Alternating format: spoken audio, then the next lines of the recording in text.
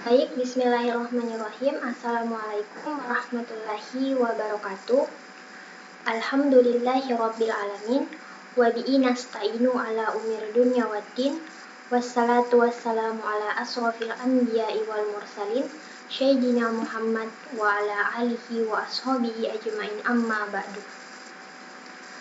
Pertama-tama, marilah kita panjatkan puja dan puji syukur atas kehadirat Allah Subhanahu wa Ta'ala, atas segala berkat, rahmat, dan hidayahnya, sehingga saya dapat melaksanakan presentasi pada hari ini.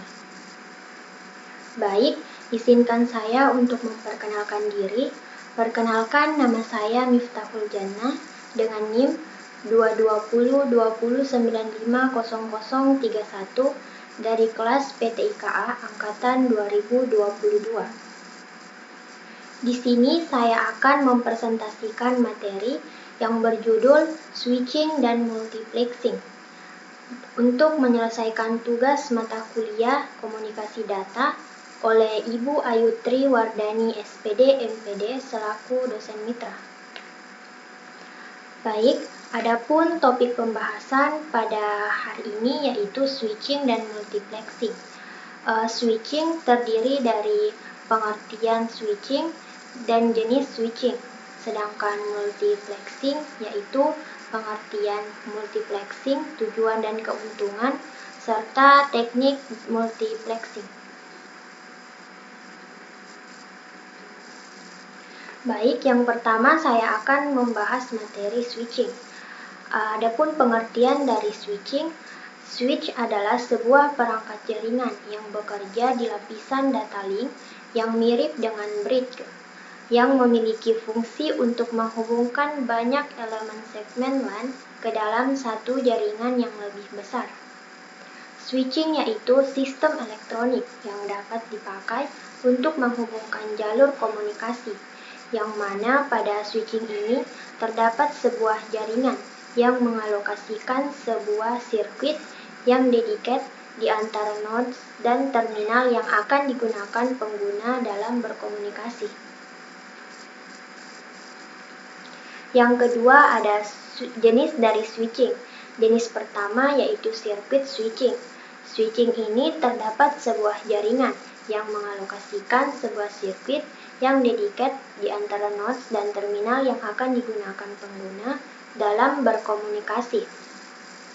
Circuit switching melibatkan 3 fase, yaitu yang pertama ada circuit establishment, yang kedua signal transfer, dan yang ketiga circuit disconnect. Pada switching ini terdapat keuntungan. Yang pertama, saluran komunikasi yang handal antar stasiun. Yang kedua, sangat baik untuk komunikasi real time. Dan yang terakhir, tidak perlu untuk memeriksa header paket. Selanjutnya ada kelemahan dari circuit switching, yaitu bisa menjadi sangat tidak efisien, kapasitas menjadi tidak jelas, dan terjadi suatu penundaan. Adapun contoh dari circuit switching, yang pertama jaringan telepon umum, private bridge X atau VBX, jaringan swasta, dan data switch. Adapun konsep dari circuit switching menentukan operasi sirkuit switching tunggal yang terdiri dari sekumpulan stasiun menetapkan jalur khusus. Dan yang terakhir ada elemen-elemen sampul sirkuit switch. Yang pertama, switch digital atau full duplex, interface jaringan yang menghubungkan perangkat ke digital, dan yang terakhir unit kontrol yang mempertahankan koneksi. Selanjutnya, jenis paket switching. Yang pertama ada pengertian dari paket switching. Paket switching atau pensinyalan kontrol adalah suatu sinyal yang berfungsi mengatur jaringan dan menetapkan panggilan, mempertahankan panggilan, serta menghentikan panggilan.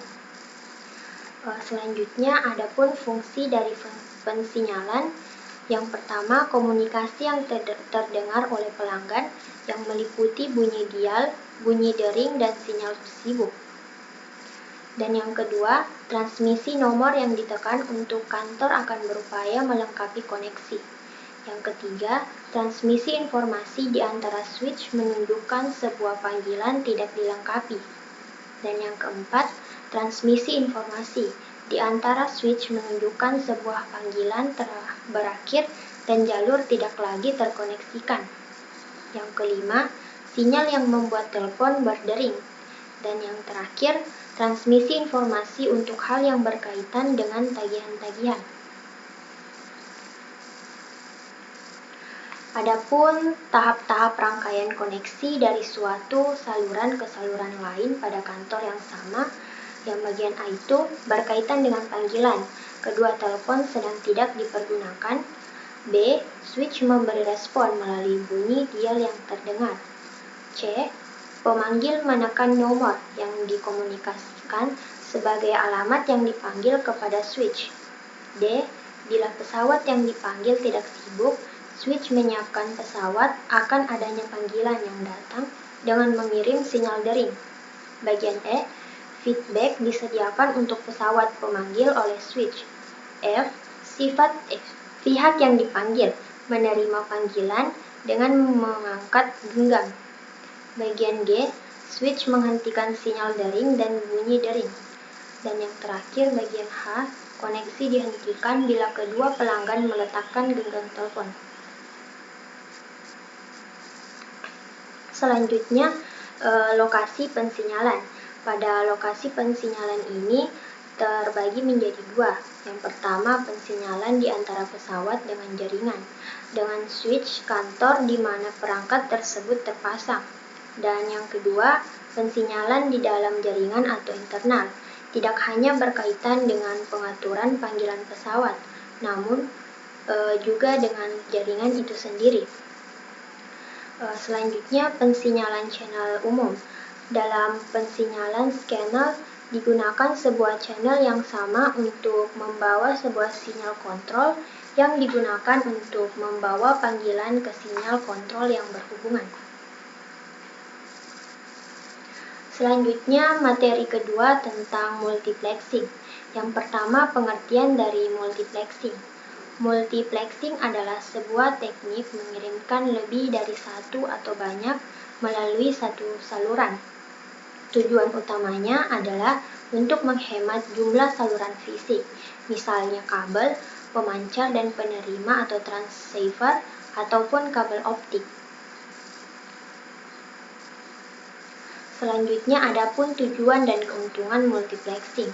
Tujuannya meningkatkan efisiensi pengguna bandwidth atau kapasitas saluran transmisi dengan cara berbagi akses bersama. Selanjutnya, keuntungan dari multiplexing terdapat dua. Yang pertama, komputer host hanya butuh satu input-output untuk banyak terminal. Dan yang kedua, hanya satu line transmisi yang dibutuhkan. Kemudian ada beberapa alasan pengguna multiplexing. Yang pertama, menghemat biaya penggunaan saluran komunikasi. Yang kedua, dapat memanfaatkan sumber daya seefisien mungkin. Yang ketiga, kapasitas terbatas dari saluran telekomunikasi yang digunakan semaksimal mungkin. Dan yang keempat, karakteristik permintaan komunikasi pada umumnya memerlukan penyaluran data dari beberapa terminal ke titik yang sama. Kemudian ada penggunaan multiplexing secara luas dalam komunikasi data dapat dijelaskan melalui hal-hal berikut. Bagian A, semakin tinggi rate data, semakin efektif biaya untuk fasilitas transmisi. Maksudnya, untuk suatu aplikasi dan pada jarak tertentu, biaya per kbps menurun bila rate data fasilitas transmisi meningkat. B. Semakin besar perangkat komunikasi data, individu memerlukan dukungan rate data yang relatif sedang-sedang saja. Adapun sebagai contoh, untuk sebagian besar aplikasi komputer pribadi dan juga terminal.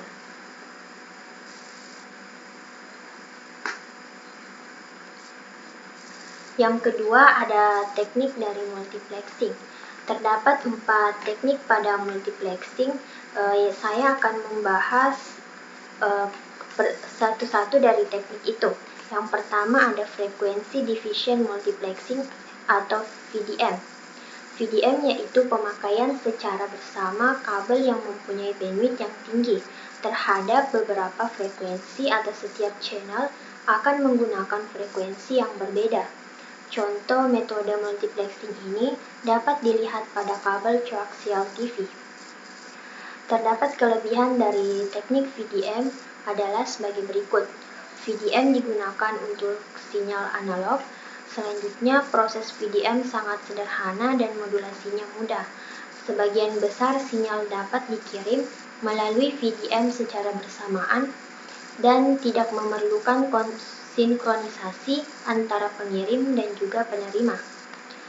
Terdapat juga kelemahan dari teknik VDM adalah teknik VDM hanya digunakan ketika diperlukan saluran kecepatan rendah. Banyak membutuhkan modulator dan juga memerlukan saluran bandwidth yang tinggi. Yang kedua yaitu Wavelength Division Multiplexing atau WDM. WDM dan VDM bekerja dengan prinsip yang sama. Pada teknik WDM ini digunakan untuk mendigitalisasi panjang gelombang cahaya pada serat optik. Sedangkan pada VDM digunakan pada transmisi analog seperti pada saluran telepon yang menggunakan twisted pair telepon line, akses menggunakan kabel, seluler, sistem komunikasi radio, dan juga TV.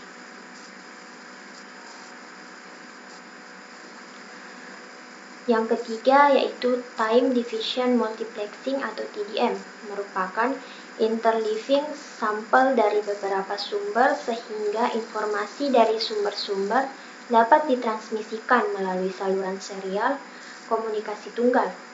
Dari segi praktikal, proses menggabungkan sekumpulan aliran bit berkelajuan rendah atau yang tetap dan telah ditentukan bitrate ke dalam aliran bit tunggal berkelajuan tinggi yang dapat ditransmisikan melalui satu kanal tunggal TDM.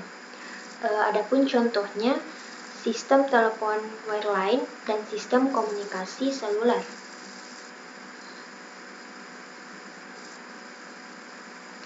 Dan yang keempat yaitu Statistical Time Division Multiplexing atau TDM yang bekerja seperti VDM mengurangi atau menghapus alokasi idle time pada terminal yang tak aktif dan menghapus atau mengurangi blok-blok kosong dan blok pesan campuran.